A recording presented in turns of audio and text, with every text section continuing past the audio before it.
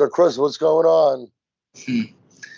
I just got done with leg day, and I did one less exercise than usual for quads, but I added an extra set into each exercise, and I did some drop sets too. And like you change stuff up just a little bit, and it kind of surprises you sometimes how much it can obliterate things. And fucking today, dude, every time I seem to obliterate my quads, just hobble away, just like fuck, and somehow I managed to keep doing it over and over. I think I got to can legs for a couple of weeks. Maybe my deadlifts also. I felt great yesterday. Everything was fine. I actually got to my back workout fine. I did my deadlifts at the end like I always do. Still having a problem again, and I'm sure it's the deadlifts that aggravated it. So Yeah. the next couple of weeks, I'm just skipping everything else I can do, and I have no issue. So for the next couple of weeks, just skipping legs and no deadlift. And I think I'm gonna spend more time on the bike. The bike actually seems to be beneficial for it. Really helps it. It feels a lot better. Yeah, I mean, that's like the choice of people who do physical therapy with anything leg wise is the first thing is the bike. Yeah, when I had to go through therapy a few years back for an injury, first thing we did was the bike, and I just this is now 5 weeks. Yeah, it sucks. I know how you must feel because like training to people like you and me is like breathing, and when you can't do what you love to do, what makes you feel right, it fucks with you. Even with the tread, I never stopped doing the treadmill, and the walking felt you really feel it also. And I just and had to back off a little bit on the speed and the incline. Actually, I had to back off a lot of the speed and the incline, but I just couldn't not do it. I have to do something. Yeah. I'll go stir crazy. It's my I guess you just call it my Xanax. Yeah. Well, I mean, it's makes sense because there's this one guy I know who he goes to the gym. He says he goes twice a day, but obviously I see him only once when I go because I go once a day. But he goes twice a day. The guy's in his late 50s, and he said he used to be an addict. And he said he was an addict for like 20 years or something, and he's been doing the gym life for the last 10 years, 13 years, something like that. And he said it's his medicine. It's the only thing that keeps him from doing drugs. Like I said, I would go bonkers. Yeah. I would just I if I miss a workout, I'll survive to the next day, but it'll be on my mind and just drive me crazy until the next day comes and I get my workout in. I got to do something. I got to do something. Otherwise, I go loony. Yeah. There was this subject I was talking to someone about today, and a couple of times that it keeps coming up, so it's kind of on my mind.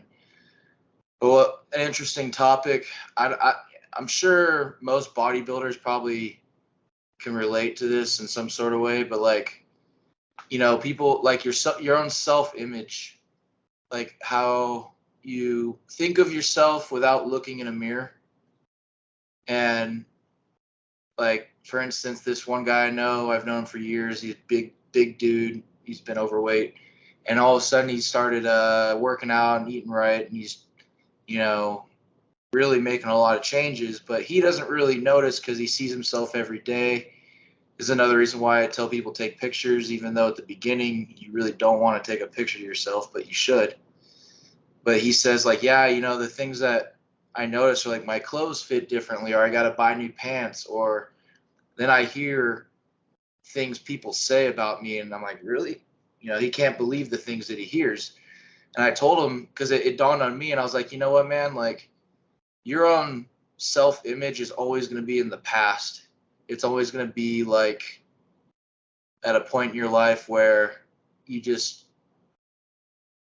things were not enough, and you're not where you want to be, and it's so ingrained in your mind for so long, and you train and eat right for so long that you never really lose that mindset of I need to get better. And so my long-winded point is, it seems to me like every bodybuilder, no matter how far they get, no matter how good they look, we never really realize what we look like to other people. Well, you know, you're boiling a pot of water, right?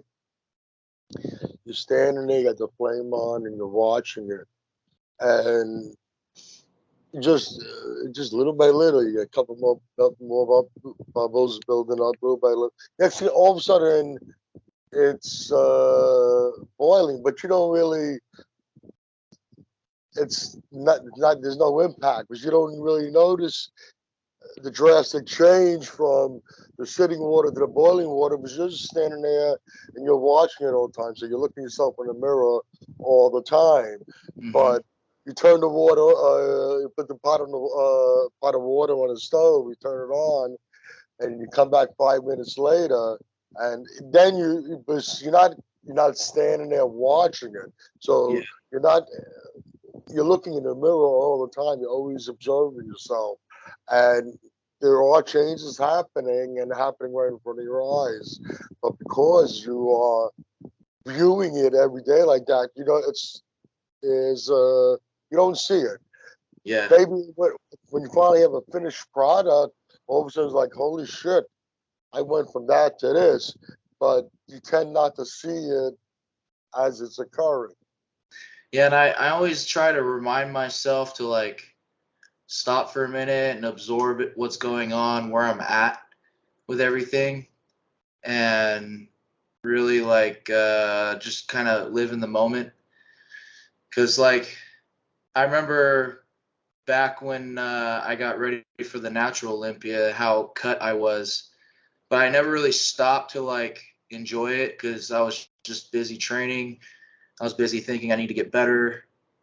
But like the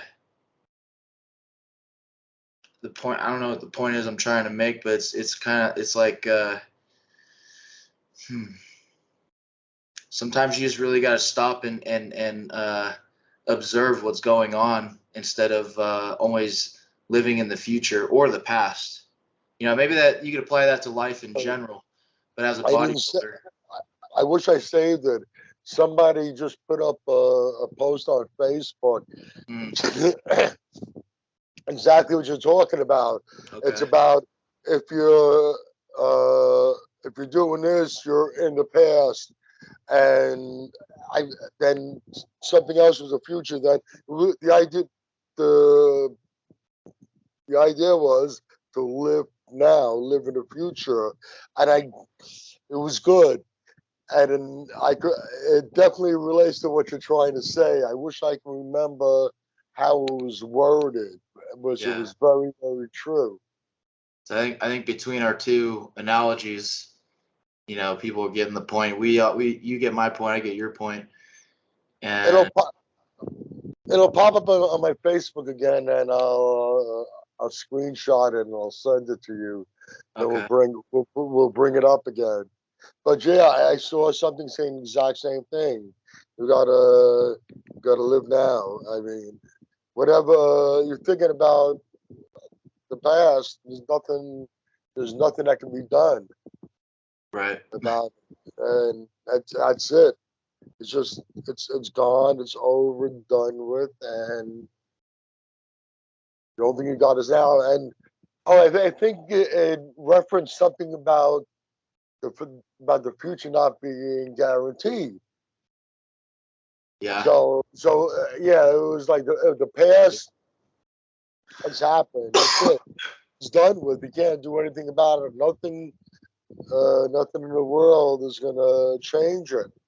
And And if you start worrying about what's going to happen in the future is not guaranteed. So you need to live now.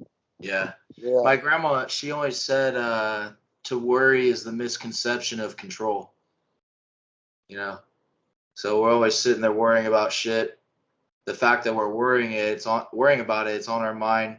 We feel like we're in some kind of control because we're thinking about it. But there's so many things that are not right in front of you that you don't have control over that we all worry about. And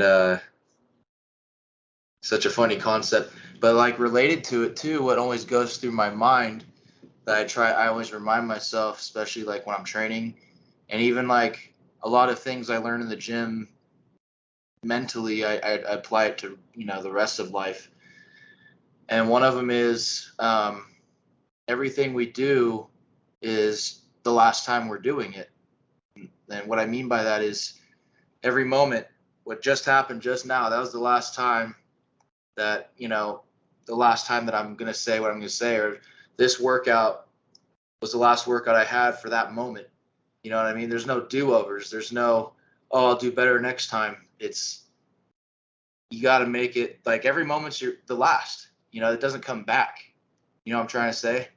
So I used to have on Facebook. I used to have when you set up on your bio quotes. One of my quotes was that very few of us make choices. We react to what happens around us. yeah, It's true. Very few of us make choices. For the most part, most people, most of us are reacting to what's going on. and what related to that, one of my friends that I think he's really wise. He once told me, he said, kind of like goes like this. He said,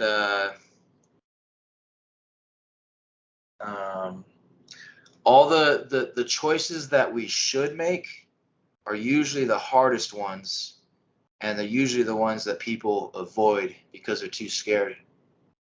But like I just said, they're the ones we should make. They're the hard ones, and the more people avoid those kinds of things, the more that mentality or that pattern would probably occur in other places in life. So what always goes through my head, like for instance, during leg day, like what I should do with this leg extensions is I should do a drop set at the end, peel plate off every time and go. And then that's like the crossroads right there. Are you going to do what you should do, or are you going to just, do whatever to get by? So that's, those are like where I make those choices to do what I should do. And that's something I don't feel like doing, something that kind of scares or intimidates me. And I know at the end of my set, because I've peeled 5 plates, that I'm fucking dying at the end. I know what pain lies ahead. And every workout, you kind of make your shoes that much bigger because you're always trying to do better than the last workout, and I just, I think just not being afraid to dive into things, try your best, and, so what if you don't beat your last workout or last best set? You know what I mean? I did a video not that long ago talking about that. So what you started to reflect on how to work. There's a major mental aspect to achieving a good workout. So you're going in, you do this. Monday is your chest and shoulder day. You have the same day as the previous Monday and as what's going to be the next Monday as far as your schedule, your work, and everything. You go through the same routine. Your day was the same routine as it was the previous Monday, but you can't move. Maybe you can't move the same numbers, or you can't get out as many reps with the same weight as you did the previous workout. Now all of a sudden, in your head, you got a crappy workout. And then whatever good you did do, you're starting to fuck up also with the mental attitude. But because you didn't necessarily move the same numbers and weight as the previous workout last week, maybe you fell short on some of the reps, doesn't mean that that workout wasn't as good or even better than the workout the previous one, because even though you went through the same routine, it might be a little more stress one day than the next day, which is zapping, which is taking some of the energy from you. Whatever it is, as long as you put out as much as you can possibly put out that day for that workout, you achieved a good workout. Now, if you understand that, you the negativity isn't going to just come in there and just whatever good you got, zap, take it away. As long as, even if your numbers aren't the same, as long as you put it, because your day was not exactly the same, the toll that the whole day had on your body is not the same. So as long as you put out as much as you could at that moment, you've achieved a good workout. Yeah, I mean, at the end of it, it's how you feel. Do you feel like you annihilated yourself? Do you feel like you gave it your all? Or do you feel like, you didn't try your hardest? At the end of the day, that's the question needs to be answered. And, it goes with saying you can't go back and do things over. I mean, Every moment's your last. You need to try your absolute hardest and best, because like you said, the future's not guaranteed. What if that it really was your last workout, your last leg day? And as a bodybuilder, I don't know what would I'd think about on my deathbed, but you know, you think about maybe your last years of training or whatever the fuck. I have no idea, but would you regret the effort put forth at the end of it, or would you feel glad and be like, "Yep, I did everything I could. I have no regrets." I mean, at the end of the day, I still got, I'll be 59 this year. There's some aches and pains, and I'm dealing with a bit of an injury now. But beyond that, my health is good, Nice. and I think what I'm doing, uh, I've always said this: it might not make me live longer. My time might be,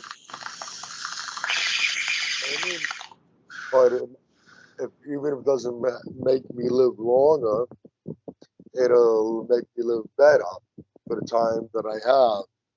So I think it's worth the time I put in.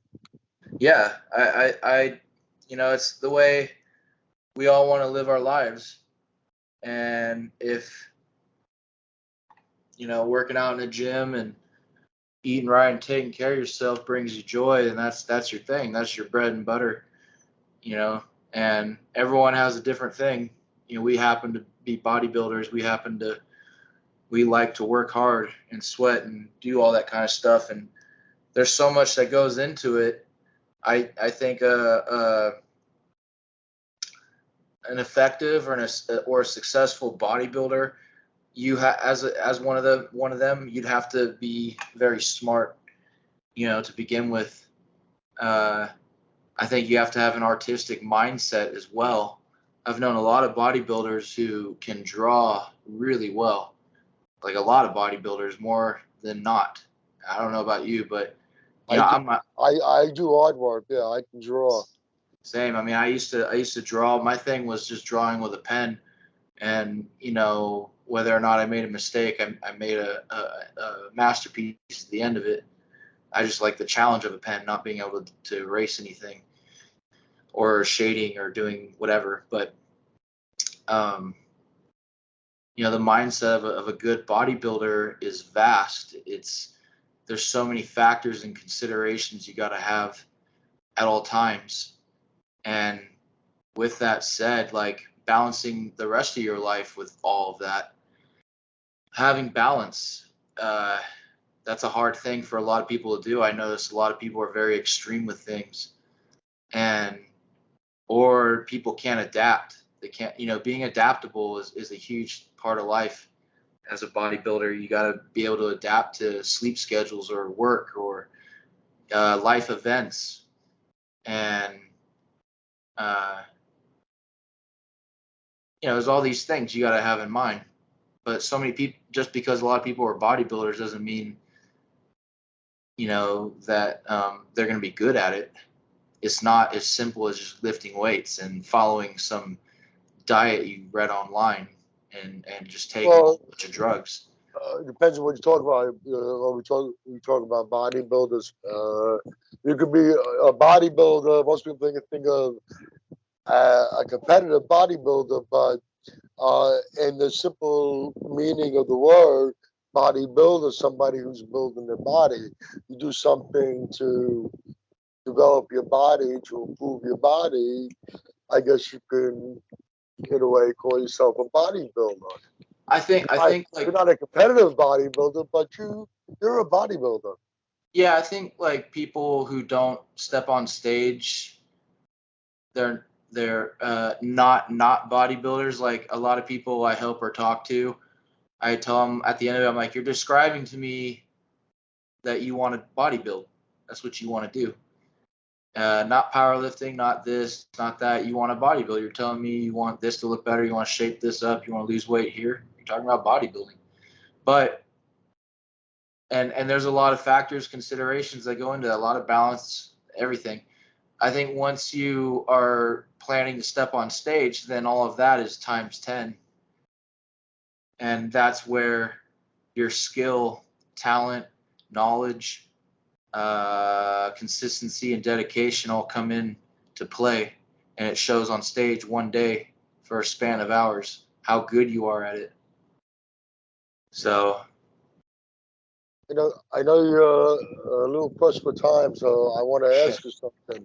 sure. I saw you're over there hitting that bong over there. Yeah.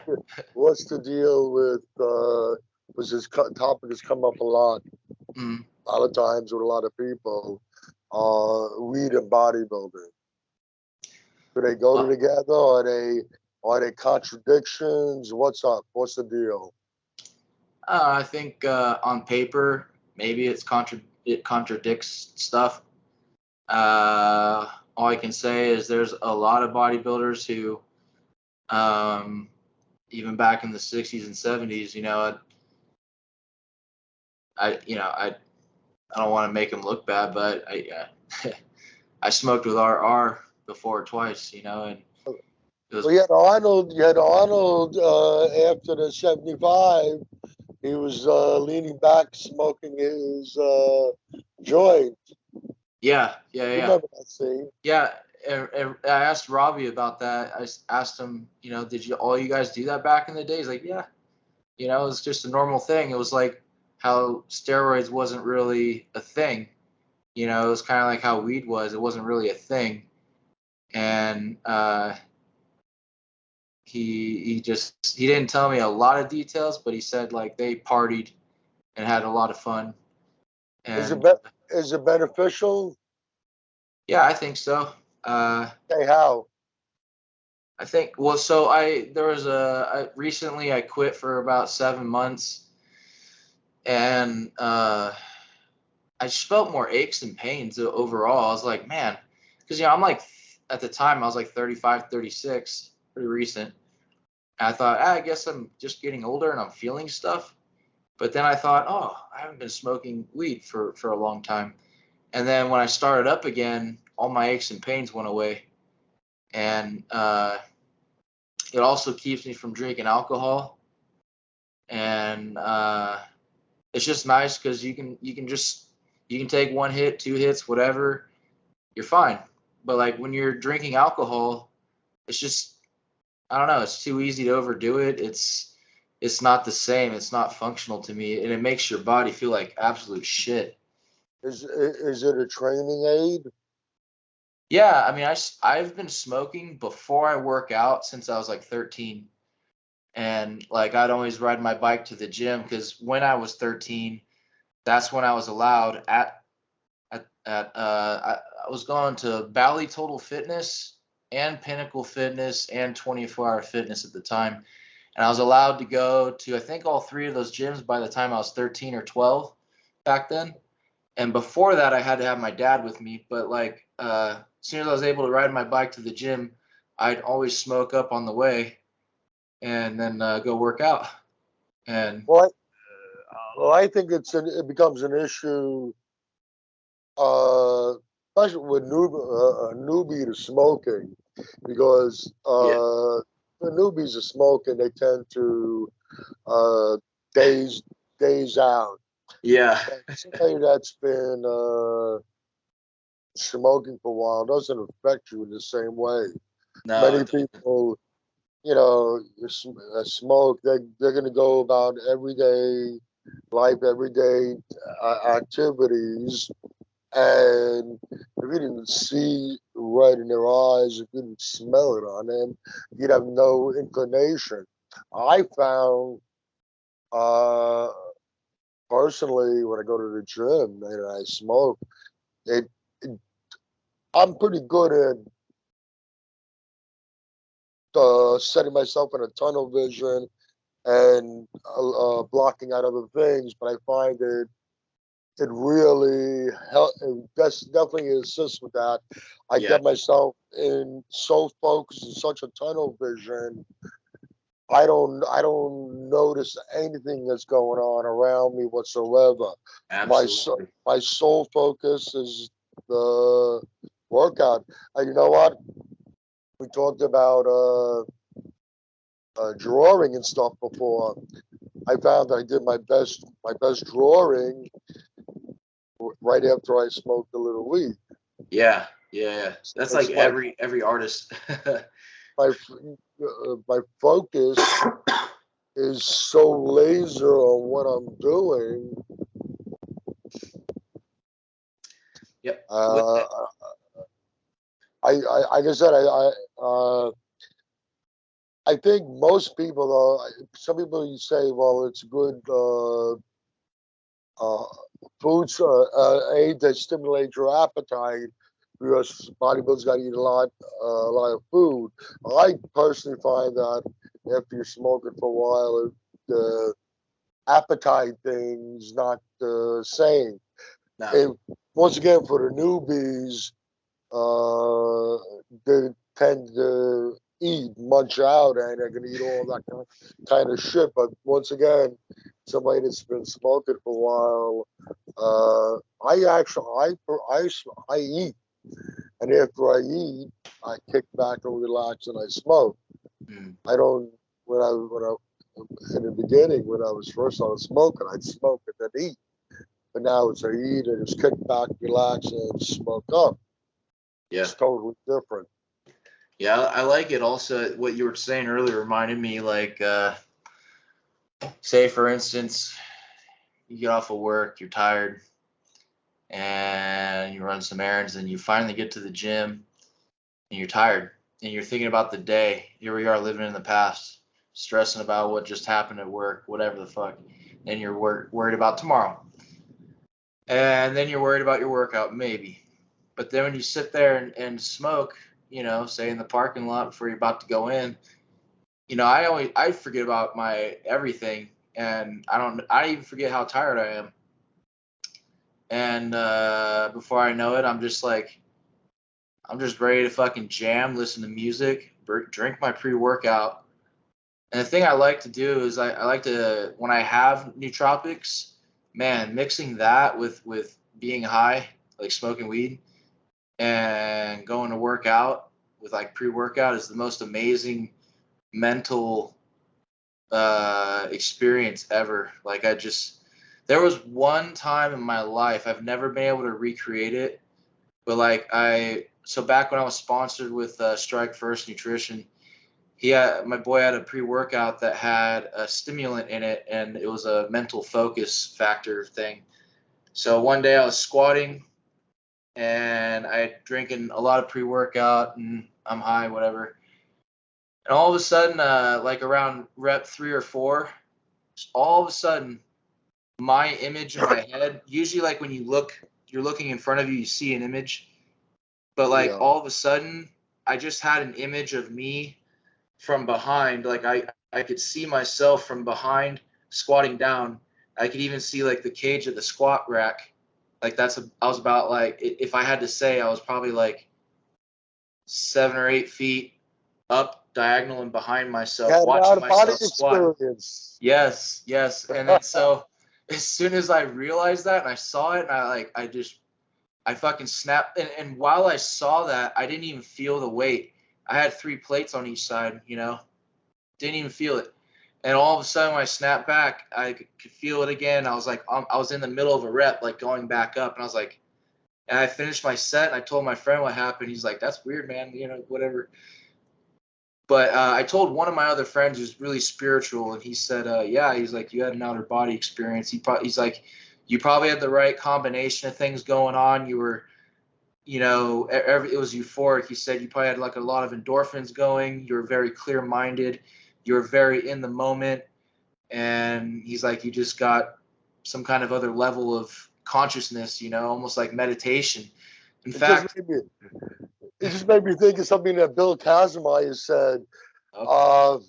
I don't remember which World's Strongest Man after which event, but he said that he was talking about he went to a place that few people go to, and even fewer come back. I was like, okay.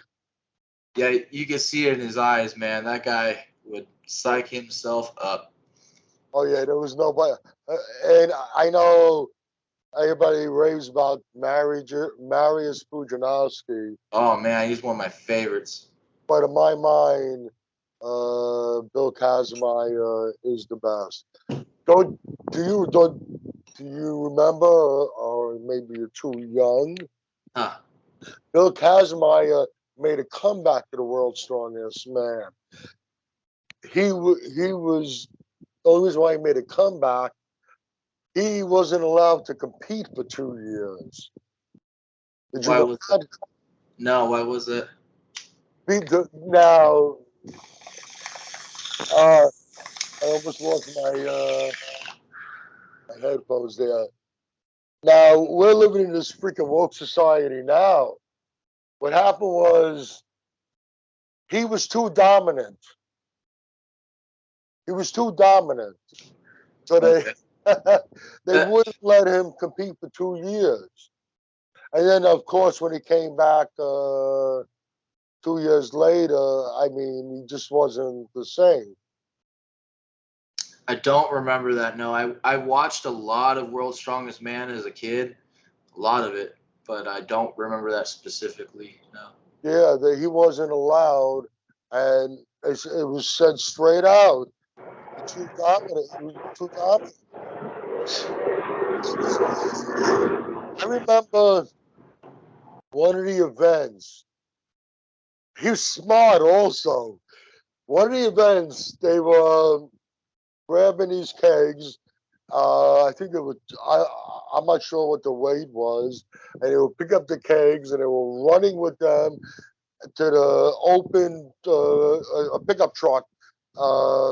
And they're loading the kegs onto the pickup truck. So they grab a keg, they run, they throw it on, they go grab another one, they run up, throw it, they put it on, back and forth, back and forth. The first 3 or 4 fucking kegs, he took 3 or 4 fucking steps, and he just tossed them. He tossed them, and they landed. They went in the back of the freaking truck. But then after that, that takes a lot of energy out of you. But he also saved a lot of time. Fuck yeah. But that just goes to show you what type of mentality someone like Yeah, that has. absolutely. Yeah, that's why bodybuilding and powerlifting and fitness is such a fascinating thing to me. It's something we're always going to learn more and more about. You learn a lot from other people, you know, seeing what's possible, what's out there, helps you broaden your horizons within yourself.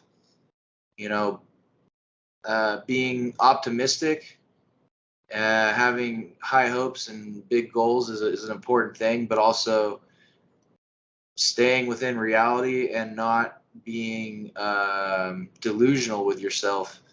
Because I see a lot of that. I see a lot of delusional bodybuilders, a lot of people who think they're the shit, a lot of people who think whatever, and uh, a lot of people who think that you're not that, and it takes a long time to be anything in this. I think 10 years is a first little mark where you could say I've been around a little bit, but that's still not much time.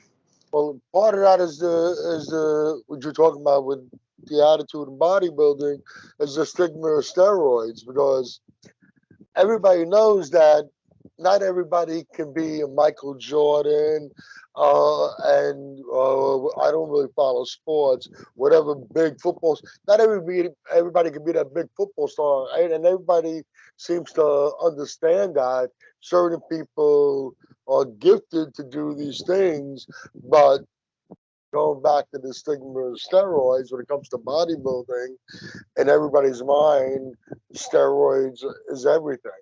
Yeah. Steroids is what makes a bodybuilder. Yep. So that attitude goes back to that mindset. I think it's all about even the people these delusional people. It's their mindset is the same. They think that it's I just do steroids, That's and like they're that sounds deluding themselves. that sounds like one of them delusional natty builders who has too much pride in that shit.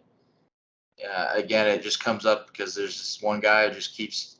It's like he just thinks that steroids makes the champion, and steroids this and that, and without it you're nothing, And it's just like get over yourself, man. Uh, Barry Bonds wasn't able to hit a baseball before he took steroids. exactly. Like, He come was on, able to hit it guys. harder. Hit it harder.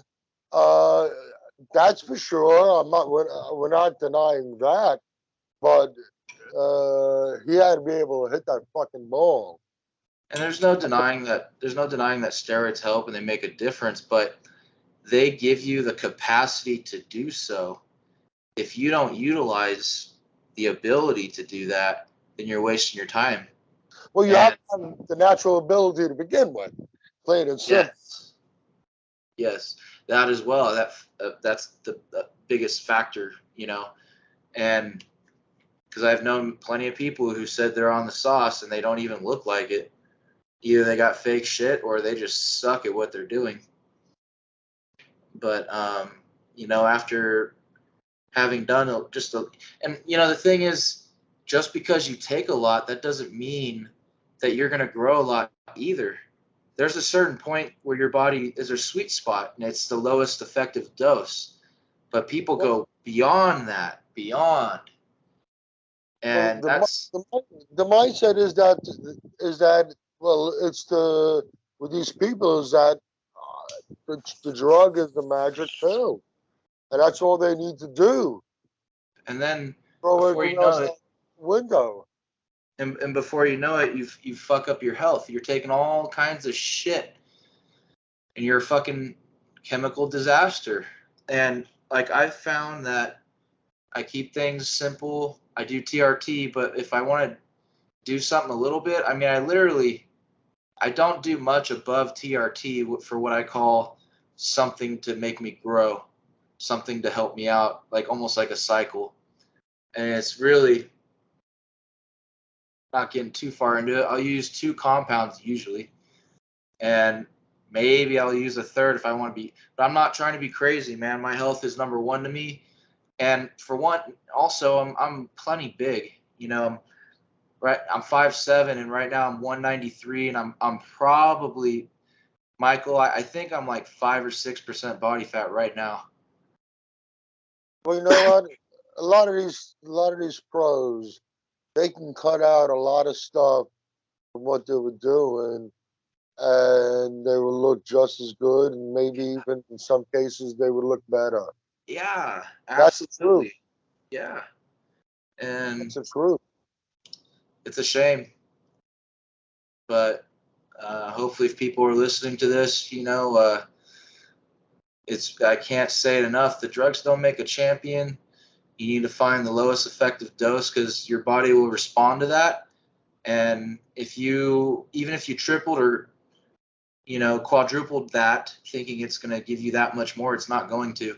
It might make things a little more ramped up, but in the end, you're putting too much more through your body for not much more Yeah. results. The lowest, most effective dose. Because then the rest of your chemistry, the rest of your body is going to be closer to harmony, closer in balance.